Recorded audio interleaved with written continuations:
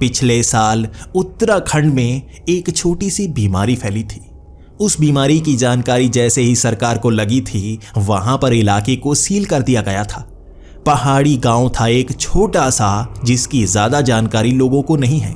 वहां घूमने के लिए भी ज्यादा लोग नहीं जाते और वहां इस बीमारी की खबर जब हम तक पहुंची थी तो मैं हैरान था कि मुझे वहां पर क्यों बुलाया जा रहा है।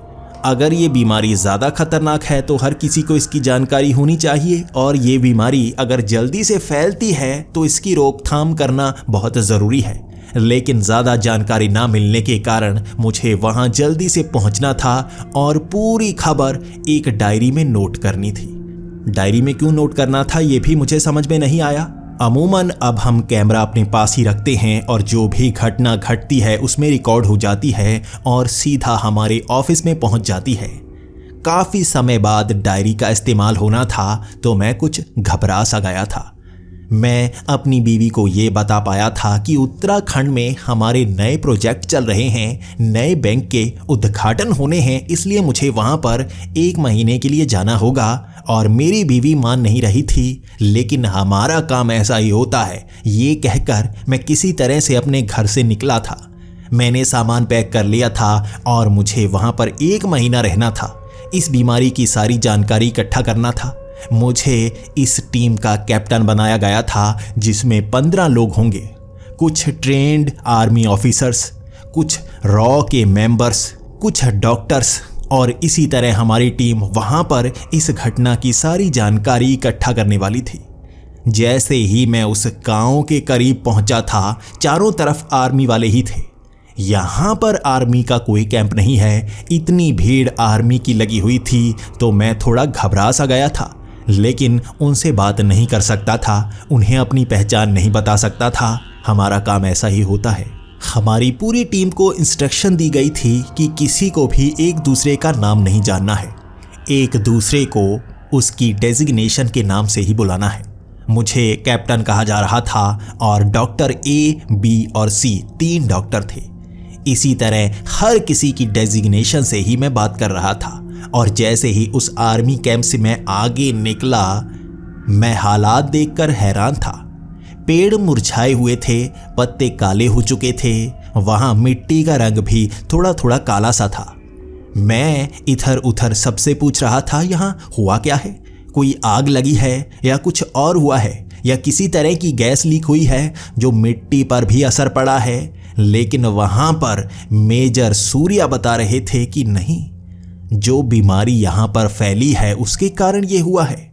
वो भी इस बीमारी के केंद्र तक नहीं जा सकते, उन्हें रोका जा रहा था। वो इतने बड़े पद पर थे, फिर भी वो अंदर तक नहीं जा सकते थे। हर किसी की ड्यूटी इस तरह से लगी थी कि वो अपनी लेयर को क्रॉस ना कर पाए। हमें ही परमिशन दी गई थी अंदर की लेयर तक पहुंचने की। ये पहली लेयर थी जहां पर ये सब हुआ था और अंदर जाते जाते हमें क्या देखने को मिलेगा मैं नहीं जानता था। हमारे पास काफ़ी भारी सामान था और डॉक्टर उन पेड़ों के नमूने ले रहे थे, उस मिट्टी के नमूने ले रहे थे। वहाँ अंदर वाली लेयर में एक लैब होगी जहाँ पर इन सब का निरीक्षण किया जा सकेगा। लेकिन वो डॉक्टर तो वहाँ पर सैंपल लेते लेते ही घबरा रहा था। उसने कहा, मैंने जिंदगी में कभी ऐसी बीमारी नहीं देखी। पेड़ को हाथ लगाओ, ये राख से बन गए हैं, जैसे आग के कारण ये पेड़ इस तरह जल गए हों, लेकिन ये जले नहीं हैं। मिट्टी भी जली नहीं हुई है, मिट्टी के कण होते हैं। आप अगर बहुत ज़्यादा तापमान बढ़ा दें तो ये मिट्टी भी पिघली पिघली सी महसूस होगी, लेकिन ये पिघले बिना राख सी बन गई है। मिट्टी को राख नहीं बनाया जा सकता, लेकिन यहाँ कुछ तो हुआ है जो मिट्टी पर ऐसा असर पड़ा है। इन पत्तों को देखो, पत्तों में अभी थोड़ा सा पोषण है, लेकिन ये काले किसी खास कारण से फिरे हैं। यहाँ कुछ अजीब सा हुआ है जिसकी जानकारी हमें आगे जाकर मिलेगी, लेकिन मैं घबरा सा रहा हूँ। हम सबको सूट पहनना होगा। मुझे डर है ये बहुत भयानक सी बीमारी है। ये कोई बायोलॉजिकल बीमारी नहीं लगती, कुछ और ही है, कुछ भी हो सकता है। सब लोग सूट पहन लो। हम 15 लोगों ने फुल पैक्ड सूट पहन लिया था जिसके अंदर मिट्टी का एक कण तक नहीं पहुंच सकता। यहाँ पर बीमारी के कारण हमारी मौत हो सकती है, डॉक्टर ने ये कहा था। इसलिए मैं थोड़ा घबराया हुआ था, लेकिन उनके भरोसे आगे जा रहा था।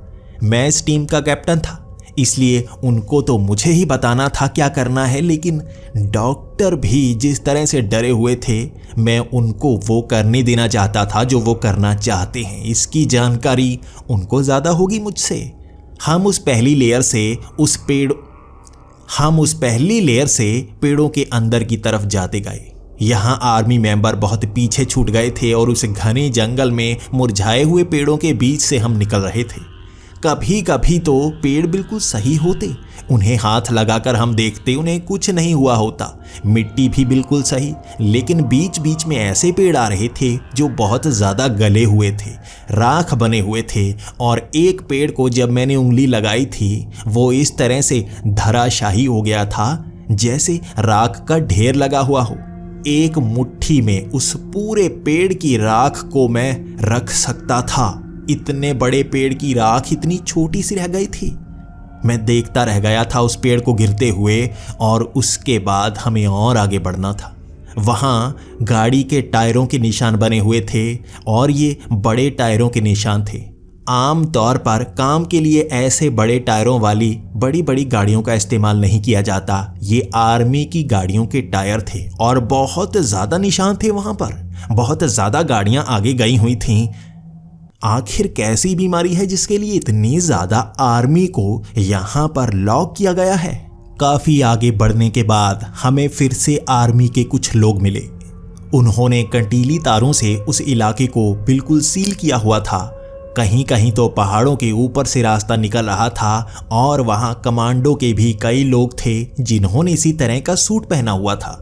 वो भी घबराए हुए हमारी तरफ देख रहे थे, और कुछ लोगों ने तो मुझसे पूछा आखिर अंदर हुआ क्या है। मैं तो ये सवाल उनसे पूछना चाहता था।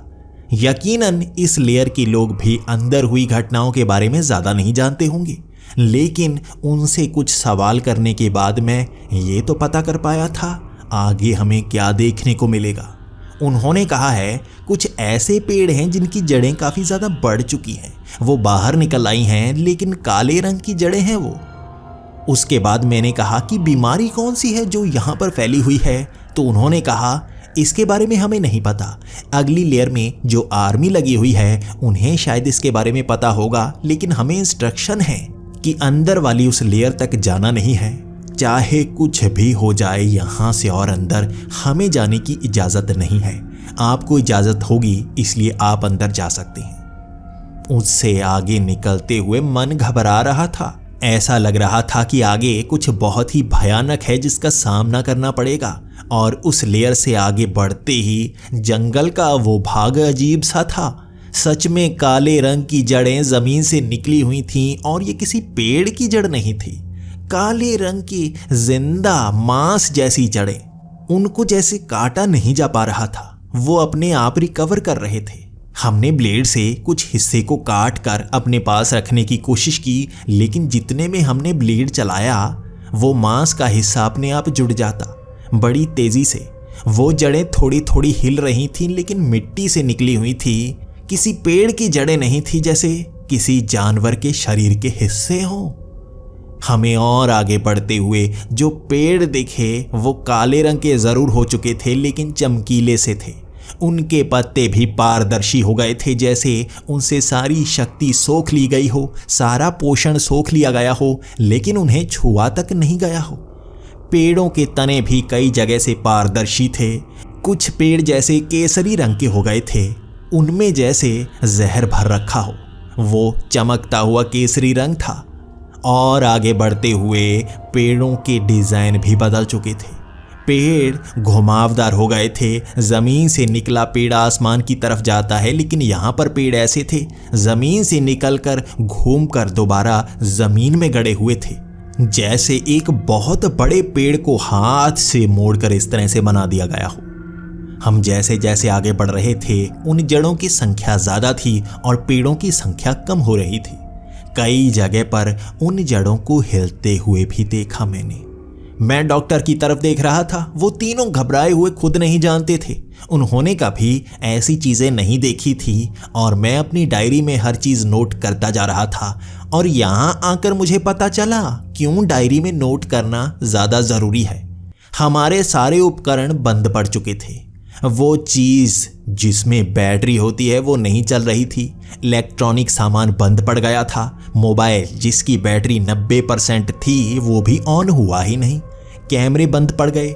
हर इलेक्ट्रॉनिक चीज़ बंद थी। इसी कारण सब कुछ नोट करने के लिए डायरी का इस्तेमाल करना पड़ रहा था। हो क्या रहा है यहाँ पर मैं नहीं जानता था, लेकिन घबराया हुआ अब भी हमें आगे जाना था। मैं खुफिया एजेंसी से नाता रखता हूँ, लेकिन पूरी जिंदगी में ऐसी घटना की जानकारी ना कभी सुनी थी ना कभी देखी थी। आज पहली बार इससे सामना ही हो गया था। और हम आगे बढ़ते रहे और आगे जैसे जले हुए पेड़ थे जिन पर से धुआं निकल रहा था। और जब हम उन पेड़ों के पास पहुंचे तो आग बाहर से नहीं, पेड़ों के अंदर से लगी हुई थी। अंदर से बिल्कुल कोयला बने हुए थे वो पेड़, और धुआं वहां चारों तरफ फैला हुआ था। वो धुएं का रंग सफ़ेद था, जिस कारण आसपास देखने में मुश्किल हो रही थी। और वो जड़ें भी वहां पर इस तरह से फैली हुई थी जैसे पेड़ों को धीरे धीरे सड़ा रही हों। इसके बाद हमें आर्मी के कुछ लोग दिखे और ये तीसरी लेयर थी। यहाँ पर भी कंटीली तारें लगाई गई थी। यहाँ पर तो बंकर भी बनाए गए थे। यहाँ पर मैंने कई गाड़ियाँ देखी आर्मी की जिनमें हथियार रखे हुए थे। कुछ तोपें भी देखीं और इसे देखकर ऐसा महसूस हो रहा था जैसे आगे जंग लगी हुई हो। वो घबराए हुए चेहरे बहुत ही हैरानीजनक थे। हमारी इस टीम को देखकर उन्होंने पहले बंदूक ही तान ली थी। हमारी पूरी चेकिंग की गई। मैं उन्हें बताता रहा, अपना कार्ड दिखाता रहा, लेकिन वो भरोसा नहीं कर रहे थे। पूरी चेकिंग करने के बाद ही उन्होंने हमसे सही तरह से बात करना शुरू किया। वो हमसे पूछ रहे थे, आपको क्या पता है आगे के बारे में? हमने कहा, हमें कुछ नहीं पता। पीछे आर्मी के लोगों को भी कुछ नहीं पता है और हम इसी तरह से आगे बढ़ते आए हैं। जो जो हमने देखा वो तो जानकारी हमारे पास है, लेकिन इसके आगे की जानकारी हमारे पास नहीं है। सारी चेकिंग करने के बाद उन्होंने इशारा दे दिया हमें आगे बढ़ने के लिए। वो जान गए थे हम रॉ की तरफ से आए हैं और आगे हमें कुछ पता करना है। हम उस लेयर को पार करते जैसे ही आगे पहुंचे थे, वो मिट्टी का रंग भूरा भूरा सा था, जैसे रेत बिछी हुई हो। ये कोई रेगिस्तानी इलाका नहीं है। यहाँ पर इस तरह की रेत नहीं मिलती। क्यों ये मिट्टी रेत जैसी बन गई थी? और आगे पेड़ बिल्कुल नहीं थे। वहां पर ऐसा लग रहा था जैसे तारकोल बिछा हुआ हो। पास आकर डॉक्टर ने कहा, तुम्हें क्या लगता है ये क्या चीज़ है? मैंने कहा, मुझे नहीं पता, ऐसा लग रहा है यहाँ पर तारकोल ही तारकोल बिछाया गया है। तो डॉक्टर ने कहा, पेड़ हैं ये पेड़ कुछ ऐसे बन गए हैं। कैसे हुआ ये? हर लेयर के आगे कुछ अजीब अजीब चीज है। ये पेड़ पिघल कर इस तरह से काले बने हैं। ये गर्मी के कारण नहीं पिघले हैं, जैसे बायोलॉजिकल इन्फेक्शन हुआ है जिसने ऐसा कर दिया है। वहां पर बदबू ही बदबू घिरी हुई थी और बिल्कुल काली सी जमीन दिख रही थी जिसके नीचे रेत थी। ये काला रंग पिघले हुए पेड़ों का था और नीचे वो रेत। वहां कदम बढ़ाने में मुश्किल हो रही थी क्योंकि पैरों पर भी वो तारकोल सा लग रहा था। पिघला हुआ तारकोल इस तरह से हमें भ्रम दे रहा था कि हम वहीं पर चिपक कर रह जाएंगे, लेकिन वो ज्यादा चिपचिपा नहीं था। वहां से हमें काफी आगे तक चलना पड़ा था और आगे हमें कुछ घर नजर आ रहे थे। उन घरों से थोड़ा थोड़ा धुआं भी निकल रहा था। हम जैसे जैसे उनके पास जाते जा रहे थे, हमें नजर आ रहे थे वहां पर बहुत सारे घर थे। ये शायद एक गांव था, लेकिन बहुत करीब पहुंचने के बाद उन घरों की दीवारें अजीब सी थी, जैसे पारदर्शी हों। ऐसा लग रहा था वहां पर कोई ना कोई अंदर है। उन घरों के पास पहुंचकर हमने देखा लोग उन घरों के अंदर छिपे हुए थे। वो डर रहे थे, वो कांप रहे थे, लेकिन घरों से बाहर नहीं आ रहे थे। यहाँ कैसी बीमारी फैली है जो इस तरह लकड़ी के घरों को भी पारदर्शी बना चुकी है? उसके बाद कुछ घरों के बाहर हमें लाशें नजर आईं। इंसानी लाशें इस तरह से गल चुकी थी कि बदबू ही बदबू फैली हुई थी। वो लाशें काले रंग की हो गई थी और जेल सी बन गई थी। डॉक्टर ने अपने हाथ से एक औजार निकाला और उस लाश के शरीर का एक हिस्सा काट कर उसे अपने बैग में डालने की कोशिश की तो उसने देखा वहां पर लाश का एक हिस्सा काटा हुआ था, लेकिन वो अपने आप खुद को ठीक कर रहा था।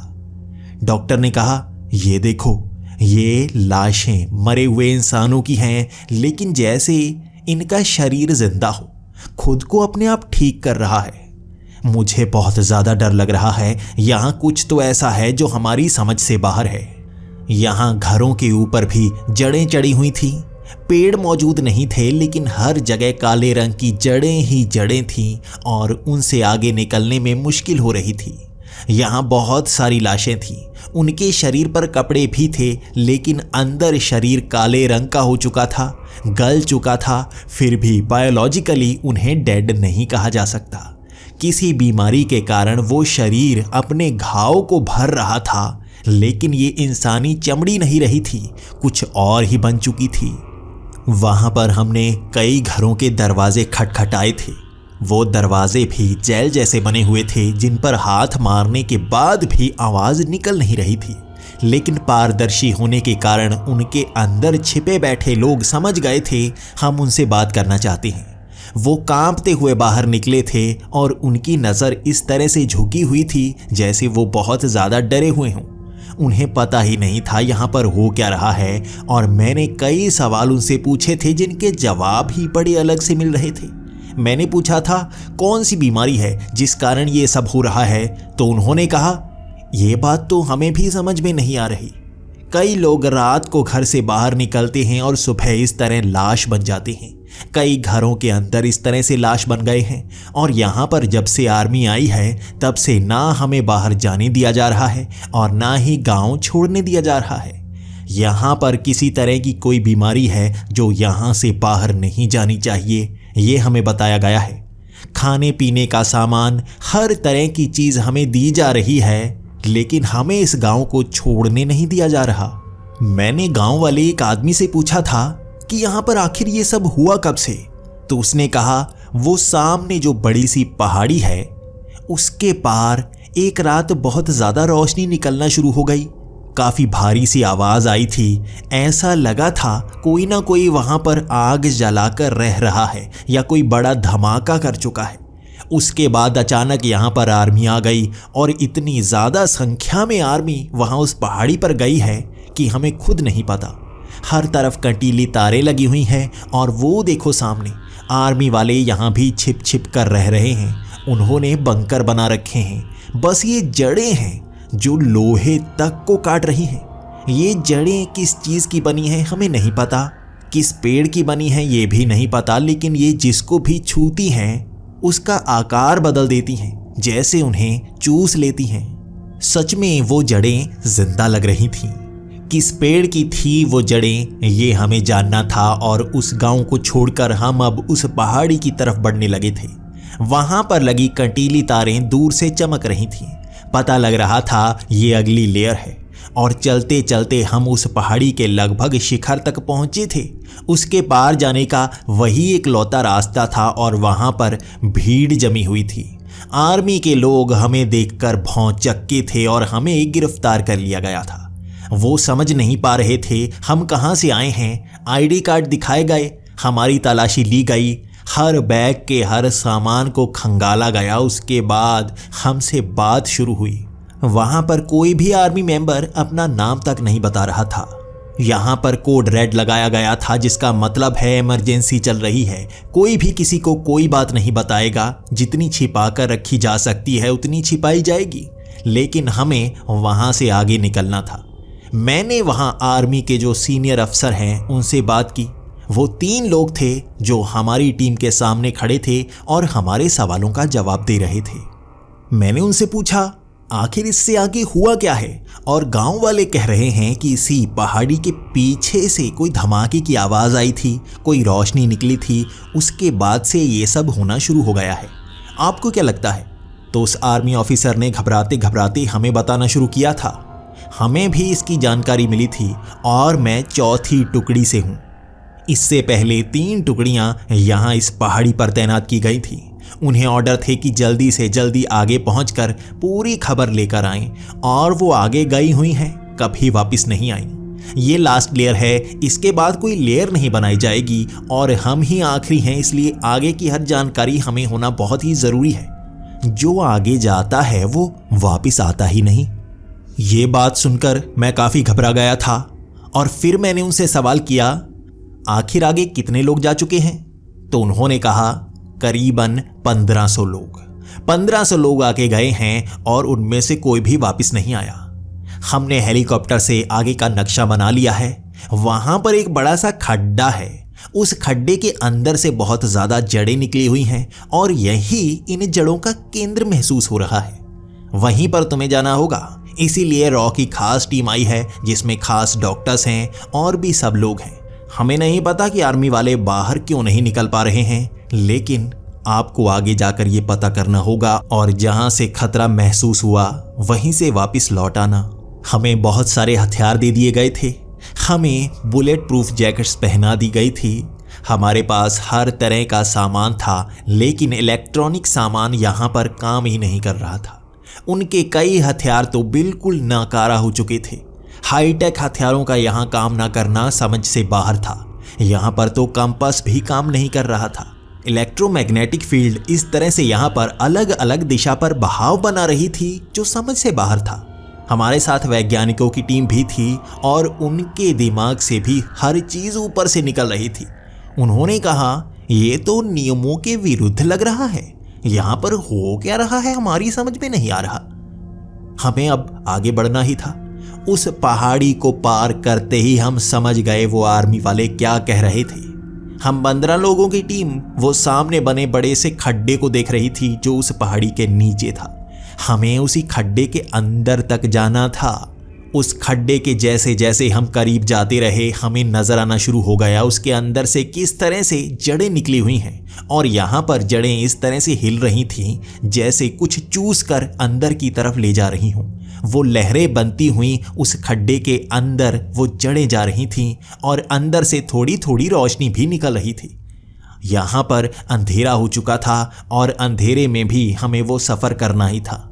उस खड्डे के पास पहुंचकर हमें समझ में आया ये कितना विशाल खड्डा है, जैसे कुछ ज़मीन में धंस गया हो या कोई बड़ा सा परमाणु बम यहाँ पर गिरा दिया गया हो। ये इस आकार का खड्डा था, लेकिन काले रंग की जड़ों ने ऐसा बनाया हुआ था जैसे किसी जीव ने इसे बना दिया हो। उसके बाद हमें नीचे लटकती वो रस्सियाँ नजर आईं जो सीढ़ियों का काम दे रही थीं। उनसे फट्टे लगाए गए थे और शायद इसी के सहारे नीचे वो आर्मी वाले गए होंगे। हम 15 के 15 लोग जान को हथेली में रखे नीचे उतरने की कोशिश कर रहे थे और उन जड़ों पर भी बहुत सारी लाइट्स टांगी हुई थी। वो जल रही थी।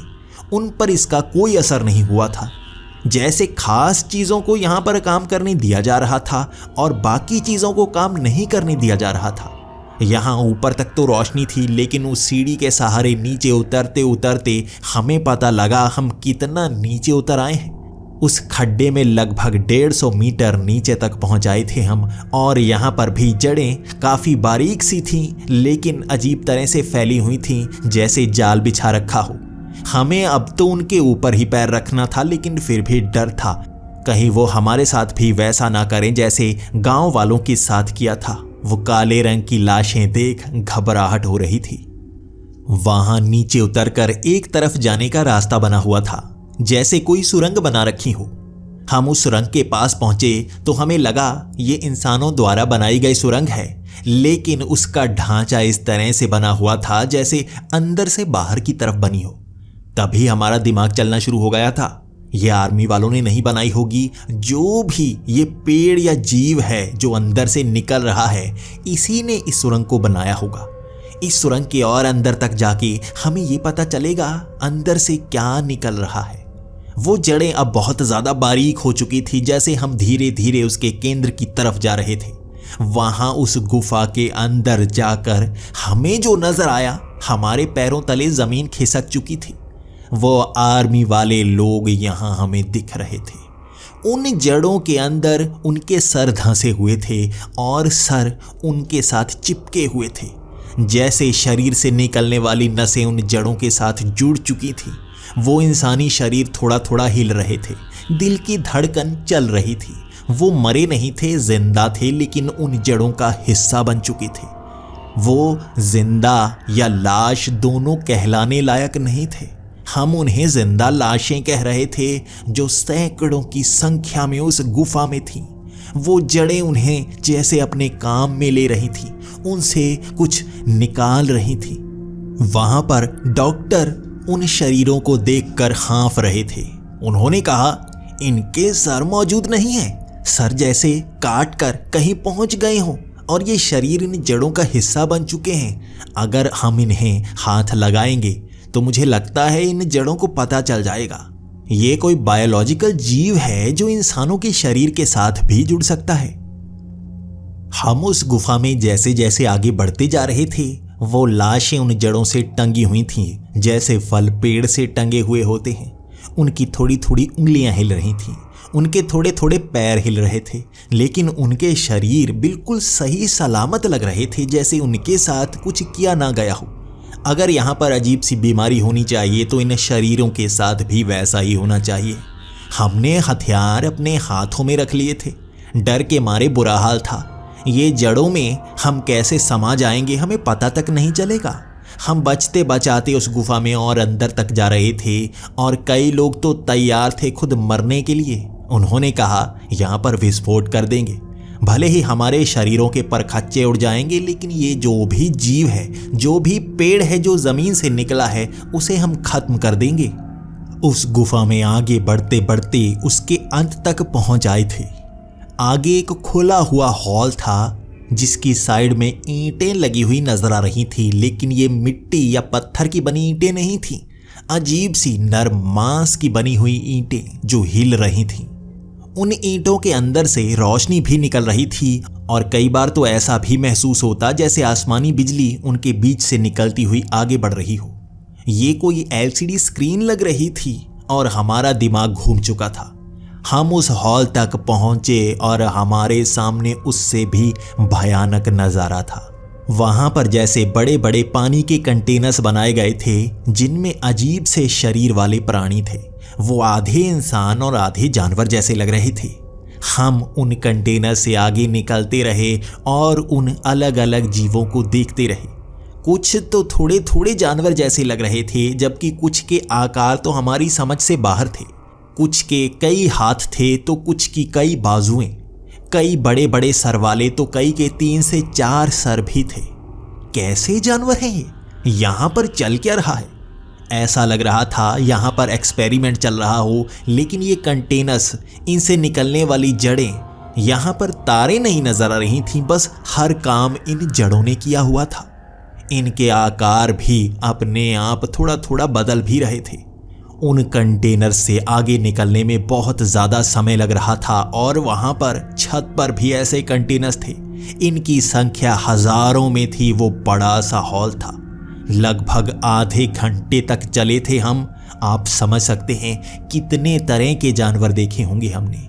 हर कंटेनर में पिछले से अलग तरह का जीव था और उससे आगे निकलकर फिर से एक सुरंग सी आ गई। इस सुरंग में सफ़ेद रंग की जड़ें थीं जो पारदर्शी थी लेकिन हिल रही थीं। उनके अंदर से निकलने वाली वो आसमानी बिजली बार बार आंखों को चुंधिया सी देती। कभी कभी उस सुरंग के अंदर से एक लहर सी आती जो हर जड़ में समान सी होती। हम थोड़ा सा हिल जाते। हम उन जड़ों के ऊपर से चलकर जा रहे थे और ऐसा लग रहा था वो जड़ें थोड़ा हिलकर हमें जगह दे रही हों। वो खुद ब खुद जगह दे रही थी हमें आगे बढ़ने की, और इस चीज़ से हम ज़्यादा डरे हुए थे। कई बार तो वो डॉक्टर हथियार निकालकर उन जड़ों पर गोलियां चलाने की कोशिश करते। मैं उन्हें रोक देता। ये सही समय नहीं है। मुझे नहीं पता उन जड़ों पर गोली चलाने के बाद वो क्या करेंगी। वो साधारण पेड़ों की जड़ें नहीं हैं, कुछ और हैं जिसका जवाब हमें आगे मिलने वाला है। उस सुरंग में और ज़्यादा आगे जाने के बाद फिर से एक बड़ा सा हॉल था, लेकिन ये हॉल लोहे का बना हुआ लग रहा था। अंदर छोटे छोटे पुर्जे थे, लेकिन उन पर भी वो काले रंग की जड़ें चढ़ी हुई थीं। यहाँ पर काले रंग की जड़ें थीं, सफ़ेद रंग की जड़ें थीं, अजीब भूरे रंग की जड़ें थीं। यहाँ पर थोड़ा थोड़ा रेत था। यहाँ पर काले रंग की चमड़ी ज़मीन पर पड़ी हुई थी। यहाँ कई रंगों की और भी चीज़ें थीं जो हमारी समझ से बाहर थीं। दीवारों पर लाल रंग का खून जैसे टपक रहा था, लेकिन वो खून नहीं था। नीचे गिरते ही वो काले रंग में बदल जाता, जैसे वो अपना रूप बना रहा हो। लेकिन उससे ज्यादा डरावनी चीज हमारे सामने थी। 3 सफेद रंग के गंजे से इंसान, जिनका कद 10 से 15 फुट के बीच होगा। उनके शरीर पर एक भी कपड़ा नहीं था, लेकिन उनकी चमड़ी इंसानी नहीं थी। शरीर भले ही इंसान जैसे लग रहे थे, लेकिन उनकी पीठ देखकर ऐसा जरूर लग रहा था ये इंसानों से मिलते जुलते हैं, लेकिन इंसान नहीं है। हमने और कदम आगे बढ़ाए और उन पर गन तान दी थी। हमें नहीं पता था ये क्या चीज है, लेकिन वो जड़ें भी उनके पास से गुजरती हुई आगे बड़े काले रंग के उन बक्सों में जा रही थी।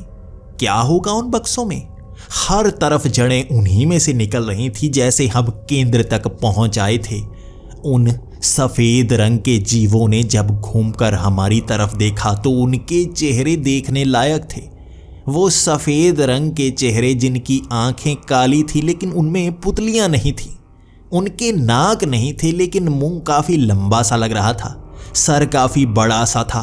चिकनी सी चमड़ी जो काफी चमक रही थी, और जैसे ही उन्होंने एक कदम आगे बढ़ाया, उनकी चमड़ी का रंग भी बदल रहा था। जैसे हर अलग एंगल पर उनका रंग अलग सा लगता।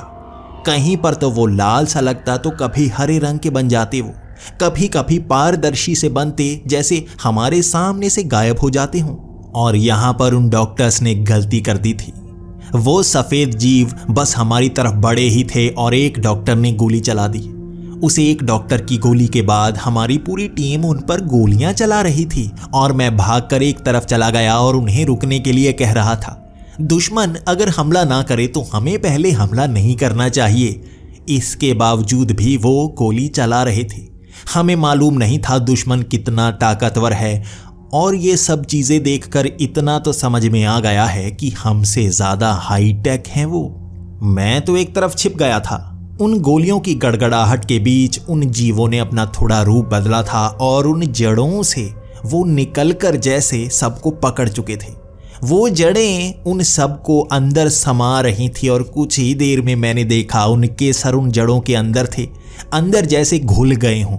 वो पारदर्शी जड़ें हो चुकी थी, और अंदर सर इस तरह से घुला जैसे एसिड में पहुंचकर शरीर गल सा जाता है। फिर भी कोई मरा नहीं था। शरीर तड़प रहे थे, हिल रहे थे, और उन जड़ों पर उसी तरह से पेड़ पर लगे फलों की तरह लटकने लगे थे।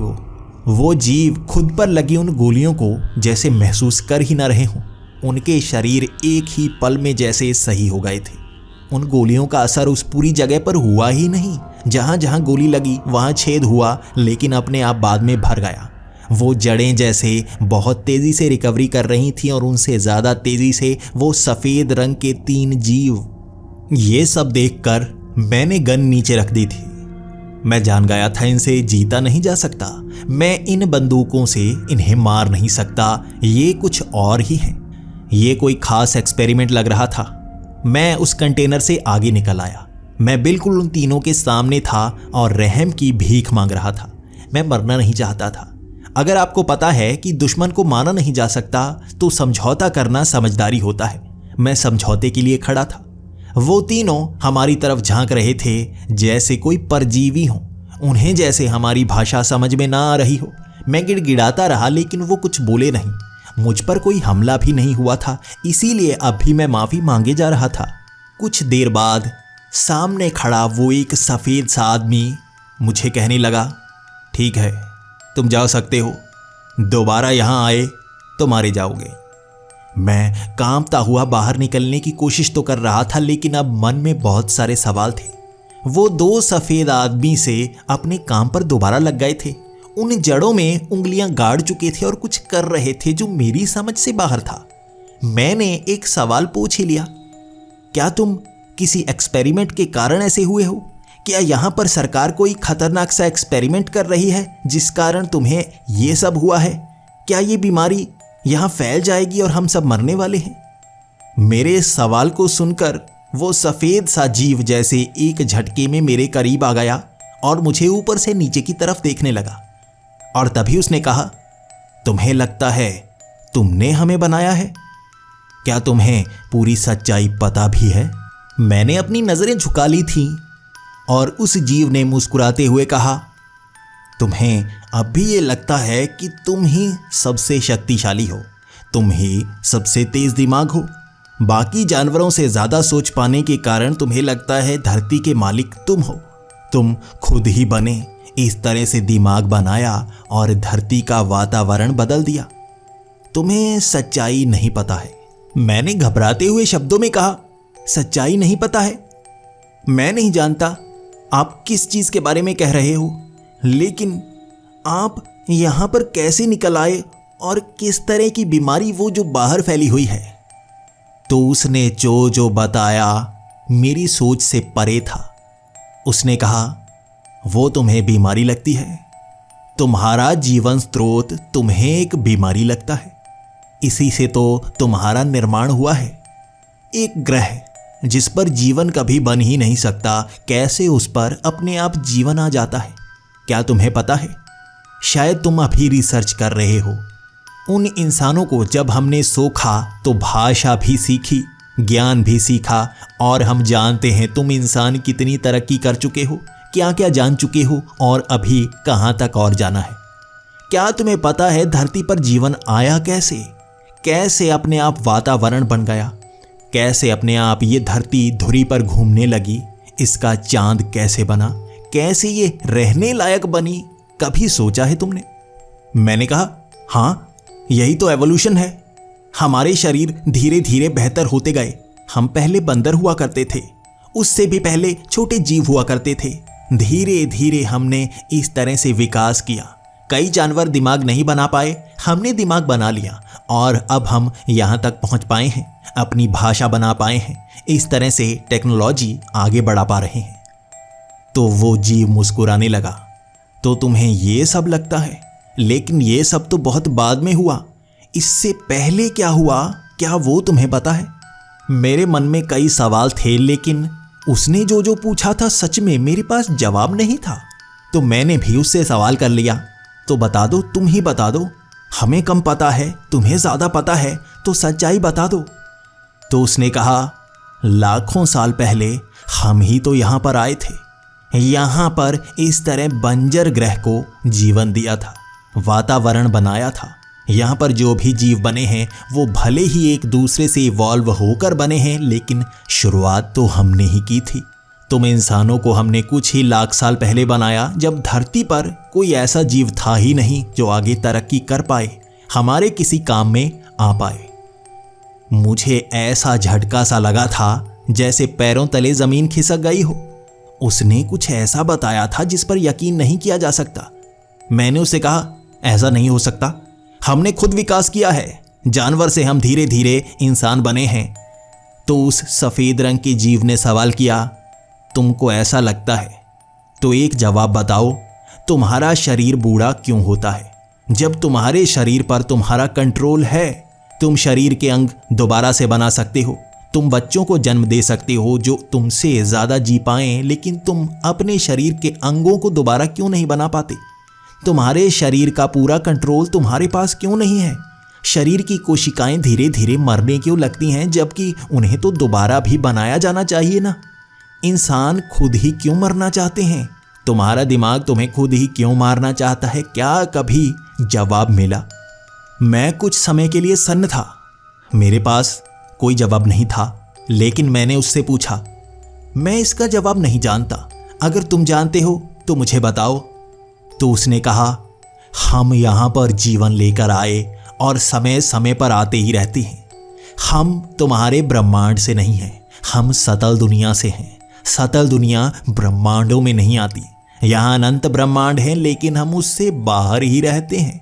हम उस दुनिया में रहते हैं जहाँ पर समय नहीं होता। हमने तुम बायोलॉजिकल जीवों को बनाया। तुम्हें लगता है मशीनें बनाकर तुमने बहुत ज़्यादा तरक्की कर ली है। तुम हमारे लिए मशीनें हो।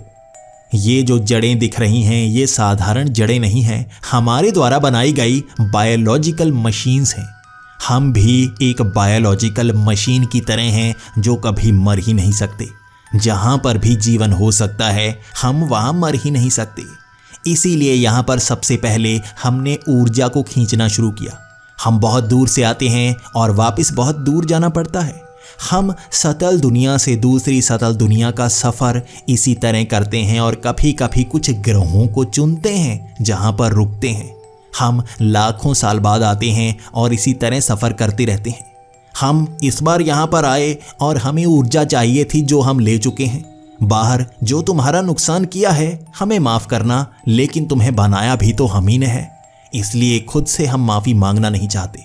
तुम भले ही मशीनें बना पाए हो, लेकिन बायोलॉजिकल लेवल पर तुम कुछ भी कर पाए ही नहीं हो। ये मशीनें खुद ब खुद तुम्हारे हर निर्माण से कई गुना ज़्यादा बेहतर हैं। ये सोच सकती हैं, लेकिन ये भी मशीनें हैं जिस तरह से हम हैं। हम अपनी ऊर्जा जो चाह रहे थे हमें मिल चुकी है। अब हम इस ग्रह को जल्दी ही छोड़कर चले जाएंगे। जो तुम्हारा नुकसान हुआ है उसकी भरपाई कुछ सालों में अपने आप हो ही जाएगी। हम जो बायोलॉजिकल एडवांसमेंट्स तुम्हें देकर जाएंगे, तुम्हें उसका बहुत ज़्यादा फ़ायदा होने वाला है। उसने बस यही शब्द कहे थे और अपने कदम पीछे हटा लिए। वो जड़ें अब हिल रही थीं। वो जड़ें जैसे खिंच खिंच कर उस काले रंग के बक्से के करीब आ रही थीं। वो बक्सा थोड़ा फड़क सा रहा था। वो जड़ें खिंच रही थी और जैसे वहाँ पर भूचाल आ रहा हो। हर तरफ से हिलती हुई जड़ें, वो लटके हुए शरीर भी जैसे थोड़ा थोड़ा हिल रहे थे। उसके बाद एक जड़ ने मुझे जकड़ लिया, मेरे सर को भी जकड़ लिया और मेरा सर जैसे उस जड़ में समा रहा था। कुछ समय में ही आंखों के सामने अंधेरा सा आ गया। दर्द महसूस हो रहा था जैसे वो जड़ मेरे साथ जुड़ रही हो। मुझे लग रहा था मौत आने वाली है। मैं धीरे धीरे उस पूरी जड़ में समा गया। मुझे नहीं पता, मुझे मेरा शरीर पिघलता हुआ महसूस हुआ और अचानक मुझे सफ़ेद रोशनी दिखना शुरू हुई। वो सफ़ेद रोशनी आंखों को चुंधिया रही थी। मैंने आंखों के सामने हाथ रखने की कोशिश की और हाथ रख पाया। मुझे ऐसा लगा जैसे मेरा सर वापस सही हो चुका है। धीरे धीरे नजर आना शुरू हुआ तो मैं उसी गांव के एक कोने में पड़ा था और वहाँ लोगों की भीड़ लगी हुई थी। वहाँ आर्मी ही आर्मी वाले लोग थे और कुछ के शरीरों को पहचाना था मैंने। ये वहीं जड़ों पर लटके हुए आर्मी वाले थे जिनकी इतनी ज़्यादा संख्या, और मेरे साथ मेरी टीम भी थी। उन्हें तो उन जड़ों ने जैसे खा सा लिया था। हमें जिंदा यहीं पर कैसे पहुंचा दिया गया? हमारे पास से वो बड़ी सी निकलती हुई जड़ जमीन में समा गई थी और अचानक एक धमाका सा हुआ। उसी पहाड़ी के पीछे से वो धमाका काफ़ी ज़ोरदार था और वो हिलती हुई धरती इतने समय से भूकंप का भ्रम दे रही थी। वहाँ कोई भी लाश काले रंग की नहीं पड़ी थी। हर कोई धीरे धीरे जैसे जिंदा सा हो गया था। कुछ के गले हुए शरीर धीरे धीरे ठीक हो गए थे। यहाँ हुआ क्या था किसी के पास जवाब नहीं था, लेकिन वो आर्मी वाले भी भटके हुए महसूस हो रहे थे। उस पहाड़ी से उतर कर आए उन आर्मी वालों ने सबको घेर लिया था। हमसे पूछताछ की गई, एक दूसरे का हाल पूछा गया और हमें उन घरों के अंदर जाने के लिए कह दिया गया। हमसे कई सवाल किए गए लेकिन हमें जवाब कोई नहीं दिया गया।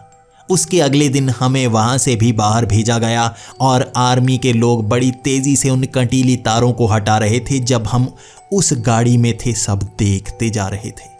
वहाँ से बाहर निकलकर मुझे भी दिल्ली भेज दिया गया। मेरी पूरी टीम अपनी अपनी जगह पर जा चुकी थी और हमें ये तक नहीं बताया गया क्या हुआ उसके बाद। खबरों में बस यही था कि भूकंप आया है उत्तराखंड में और वहाँ पर एक जगह कुछ धमाका हुआ है। एक सरकारी प्लांट था जहाँ धमाका हो गया है। जगह वही थी जहाँ से हम आए थे।